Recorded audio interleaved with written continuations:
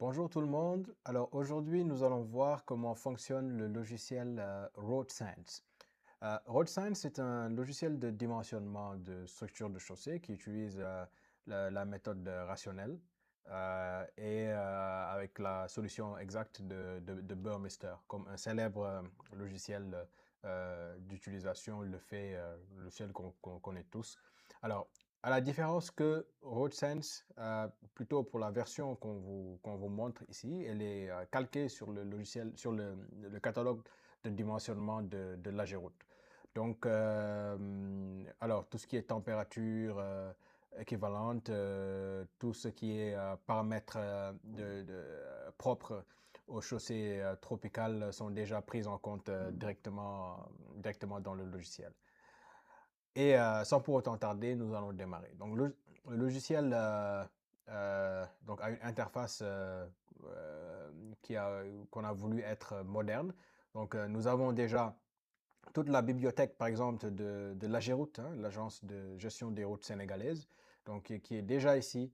Et par exemple, si je veux mettre une BBG de classe 2, alors il y a le module correspondant qui vient directement, le coefficient de Poisson correspondant qui vient directement, puis on a le choix de supprimer chaque couche qu'on met, par exemple.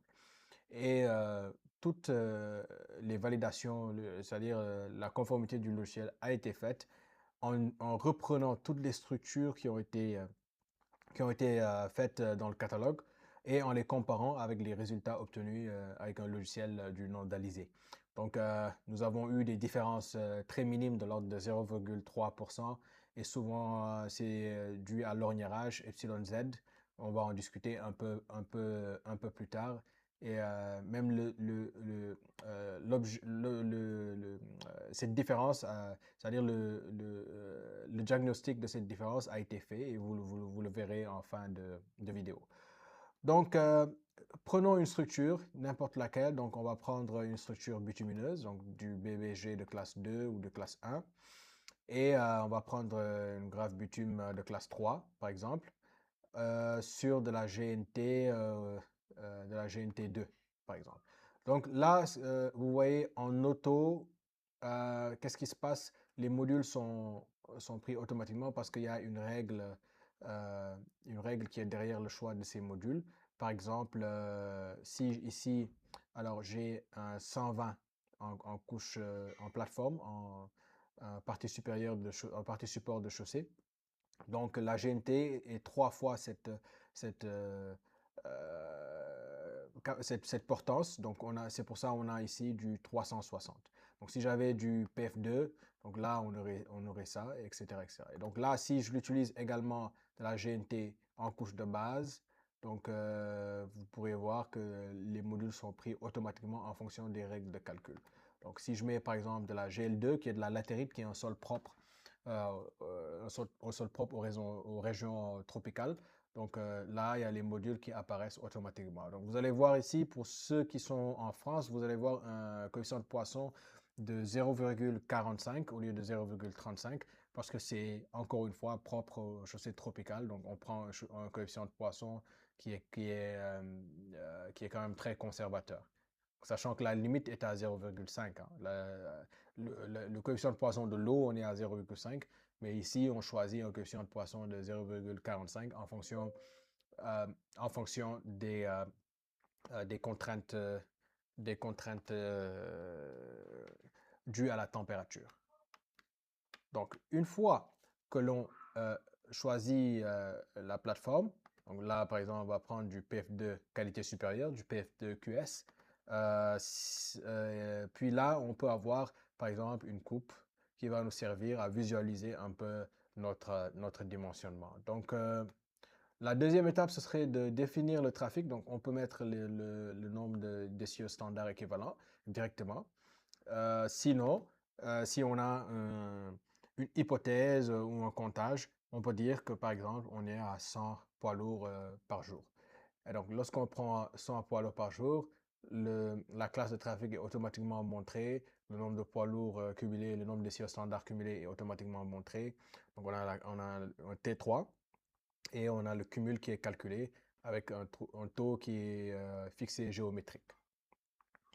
Alors, ici, au niveau des paramètres, on peut voir, par exemple, les epsilon 6, la déformation à 10 puissance 6 cycles, n'est-ce pas? Et à la température équivalente de 34 degrés Celsius. Donc, toutes ces informations sont ici déjà automatisées et prêtes pour le calcul.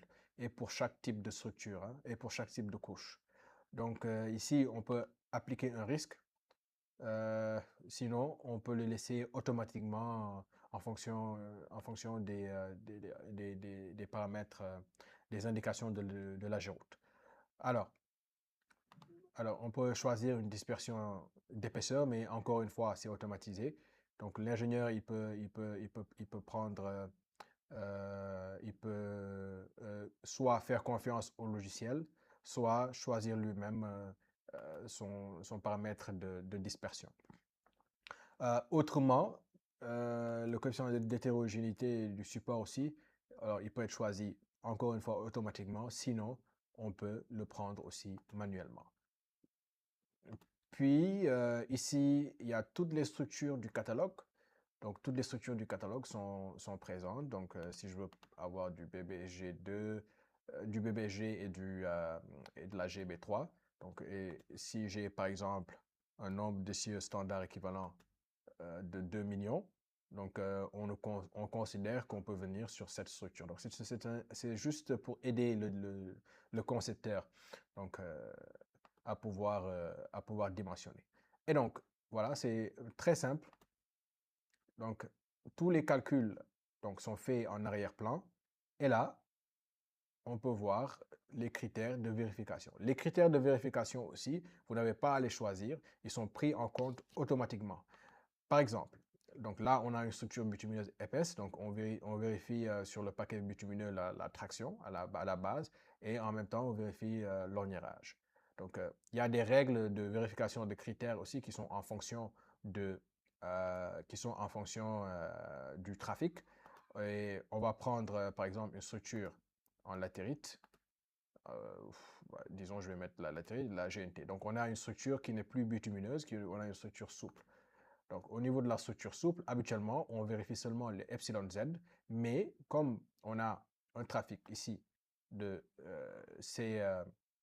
de C3, donc la norme impose de vérifier également donc, le critère de traction.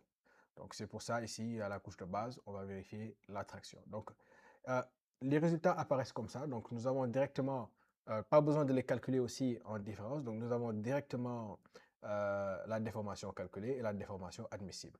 Et ici, il y a un pourcentage pour montrer on est à combien de... Voilà, on a dépassé de combien, par exemple. Donc, et ici, par exemple, il y a des diagnostics et des recommandations. Souvent, ils nous demandent d'augmenter des couches. Donc, on avait mis 30 cm. Donc, juste en guise d'exemple, hein, on va mettre, on va le mettre à la main. Donc, on va mettre 55 et calculer. Donc, on a mis 55 calculé. Donc, on n'est pas, voilà, on n'est pas encore bon. Donc, par rapport au trafic que j'ai pris, mais pour l'exemple, je vais diminuer, au lieu de 100 poids lourds, je vais mettre juste 50 pour que vous puissiez voir ce que ça fait. Donc on n'est toujours pas bon. Donc, je vais mettre 25. Voilà. Voilà. Donc si je mets 25 poids lourds, là, ça vérifie seulement la déformation à l'orniérage, parce que c'est ce que les normes préconisent de faire. Donc on ne va plus, avec ce logiciel, faire des erreurs pour savoir quel est le critère de dimensionnement dominant à vérifier. Puis, on peut imprimer un rapport. Alors, le rapport, il va donner tous les paramètres. Donc là, par exemple, on a les couches. Donc les interfaces, au niveau des interfaces aussi, collées, semi-collées, décollées, c'est pris en compte automatiquement, mais l'ingénieur a le choix de le changer. Je vais vous montrer ça tout de suite. Donc ici, il y a les coefficients de calage, les coefficients de risque, le coefficient de support. Donc on peut avoir les sigmas, on peut avoir tous les calculs. Tous les calculs sont faits en arrière-plan. est présenté comme ça sous forme de fiche de dimensionnement. Donc, autre chose, même au niveau des matériaux traités au liant hydraulique, donc je cherche ou bien plutôt même des structures en béton. Donc, on va prendre une BC5 en couche de base et voilà, de la GL2, alors de la GL2 en, en couche de fondation et une PF2. Donc là, par exemple, on a les deux vérifications qu'on connaît. Donc il y a l'epsilon Z, l'orniérage, et ici, il y a la contrainte à la fatigue qui est calculée aussi automatiquement. Et qu'est-ce qui se passe également? Donc, je vais vous montrer que, par exemple, la norme, elle nous préconise de faire une vérification avec une interface décollée lorsque le béton, ici le béton de ciment, il est fissuré en phase 2. Et donc, cette vérification-là, elle est faite également automatiquement. Vous pourrez la voir ici. Donc, interface glissante en phase 2 et on vérifie l'orniérage. Et voilà. Donc, c'est un logiciel qui est fait pour éviter les erreurs lors du dimensionnement parce que dimensionner, c'est quand même assez complexe. Et par exemple, là, je vais vous montrer une autre chose que le logiciel il fait. Donc là, si on a, comme la norme le préconise, du BC5 sur du BC2, on doit avoir une interface qui est glissante. Donc c'est pris ici en compte. Vous allez voir interface glissante directement. Et si je change et que je mets une GL2, ça vient automatiquement, ça va être une interface qui est collée. Voilà. Donc le logiciel est très facile à utiliser avec une interface qui peut être verte, qui peut voilà, qui peut être marron. euh, on peut l'utiliser directement sur une tablette. On peut boire un café en dimensionnant une structure, par exemple. Et voilà, donc ce logiciel, il sera commercialisable à partir du 1er août. Voilà. Donc, disons à partir du 3 août. Je vous remercie énormément pour votre temps et à très vite pour la présentation d'autres logiciels.